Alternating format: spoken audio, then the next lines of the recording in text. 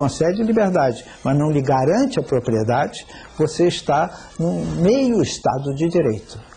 Locke avança, portanto, com relação a Hobbes. Ele não só se preocupou com a liberdade, mas se preocupou também com a propriedade.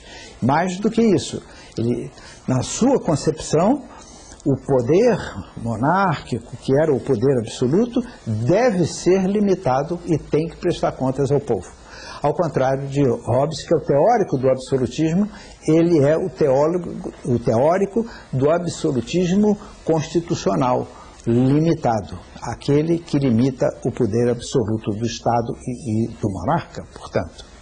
Professor, Montesquieu também está no elenco desses pensadores, desses teóricos a respeito do Estado. Qual foi a contribuição dele? A grande contribuição é que ele segundo defende o Raymond Aron, ele não é só um filósofo político, ele também um sociólogo. Ele fez sociologia política na sua obra fundamental, em que ele defende o espírito das leis, em que ele mostra a evolução do Estado, as diferenças do Estado, as influências que o Estado sofre, das raças, da cultura, do clima, da geografia, etc. E mais do que isso, ele é conhecido pelo princípio que ele estipulou da divisão de poderes do Estado. Locke já tinha falado em 3 poderes, o legislativo, o executivo e o poder federativo. Montesquieu vai mais além e cria um 3º poder, o chamado, o que nós chamamos hoje o judiciário, executivo, legislativo e judiciário. Por que isso é importante? Porque isso evita o Estado absoluto. Quando você divide os poderes, você tem poderes que devem se equilibrar. E essa é a grande contribuição de Montesquieu. Existe Estado sem coerção? Não existe. Existe Estado sob coerção. Um Estado que está sendo dominado por outro, que está em estágio de guerra, que tem o seu território mutilado, etc., é um Estado submetido à coerção. Por que não existe Estado sem coerção? Porque a característica do poder do Estado é a coerção legítima. O que se chama coerção legítima? É aquele poder que se concede ao Estado de reduzir os seus súditos à obediência, mesmo que seja necessário o uso da força. Essa é a característica do Estado. O Estado não admite concorrência, não admite nenhum poder concorrente do seu poder coercitivo.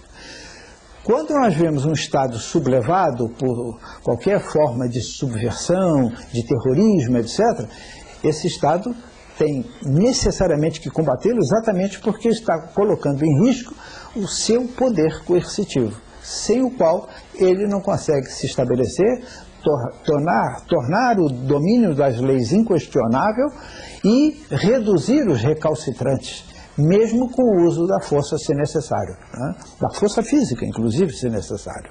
O Estado é dono deste poder, por isso ele é a instituição política mais importante. Há outras formas de poder, o poder econômico, o poder cultural, né? O poder artístico, o poder ideológico, mas sobre todos eles sobreleva o poder de Estado, porque é o único que tem o monopólio da coerção legal, esse poder de reduzir a obediência com o uso da força, se necessário.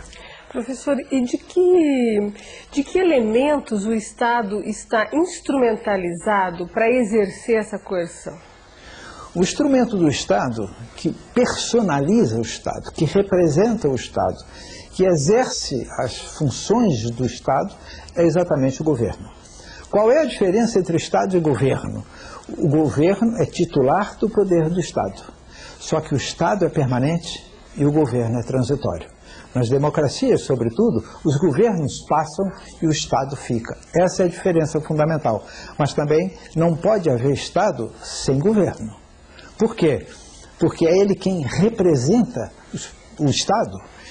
E esse poder, né, tanto pode, num sentido lato, ser representado pelos diferentes poderes do Estado, o executivo, o legislativo, o judiciário, como pode ser representado apenas pelo executivo. Essa é a interpretação restrita.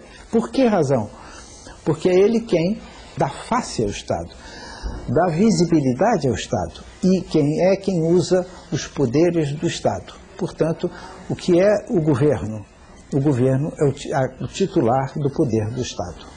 Professor, como estabelecer um equilíbrio entre essas funções que o Estado exerce? Legislativo, executivo? Exatamente pelo princípio da divisão de poderes. Essa é uma divisão, não é uma divisão espacial, é uma divisão funcional. O executivo administra, executa, o legislativo legisla e o judiciário arbitra os conflitos entre os demais poderes, entre o executivo e o legislativo, entre a sociedade e o executivo, entre os poderes públicos e entre os particulares. Então veja que há um equilíbrio de funções, por isso se diz que é a distribuição funcional. Mas há também nos regimes federativos uma distribuição espacial. Você tem nos regimes federativos um presidente da República, um legislativo federal, um judiciário federal. E você tem nos estados um governador do estado, que é o executivo estadual, um legislativo estadual e um judiciário estadual. Então o poder é algo tão importante, o poder do Estado, que se divide funcionalmente e espacialmente. Essas duas divisões é que mostram a complexidade dessa instituição que nós chamamos de Estado. A gente pode dizer que quanto mais equilíbrio, melhor a democracia? Sem dúvida, sem dúvida. Há uma relação estreita entre o equilíbrio do Estado e a democracia. Entre o equilíbrio dos poderes do Estado e a democracia. Quanto mais equilibrados eles forem, quanto mais eles se controlarem entre si, mais aprimorada será a democracia. Esse é o princípio básico de Montesquieu. Benjamin Constant dava tanta importância, que é um teórico também do Estado moderno, do Estado contemporâneo, depois da Revolução Francesa, que ele dizia, o problema do Estado é o poder.